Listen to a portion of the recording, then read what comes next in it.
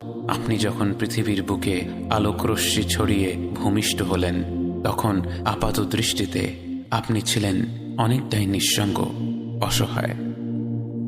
জন্মের আগেই বাবা আব্দুল্লাহ ফিরে গেলেন আল্লাহর কাছে। বয়স 6 হতে না হতেই হারালেন মা আমিনাকে।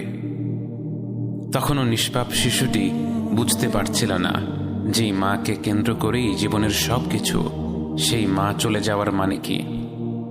আপনি অসহায় কণ্ঠে বারাকাকে জিজ্ঞেস করলেন, মায়ের কি হয়েছে বারাকা?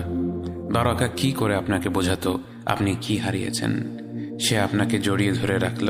সে অসহ্য উষ্ণ অশ্রুধারায় সিদ্ধ হলো আপনার মুখমণ্ডল। বাবা মারা যাওয়ার পর থেকে যে দাদা আপনার দায়িত্ব নিয়েছিলেন, সে আব্দুল মুত্তালিবও ইন্তেকাল করলেন বছরখানেক পর। আপাত দৃষ্টিতে এ বিশ্বের বুকে 8 বছরের সেই নিষ্পাপ বালকটি যেন ছিল সবচেয়ে একা, সবচেয়ে অসহায়, সবচেয়ে বঞ্চিত। বাস্তবে আপনার রব আপনার জন্য প্রস্তুত করে রেখেছিলেন এমন এক বিস্ময়কর অভিযান, যার দীপ্ত প্রভা স্থানকালের বাধা ছেদ করে ছড়িয়ে পড়বে সর্বত্র।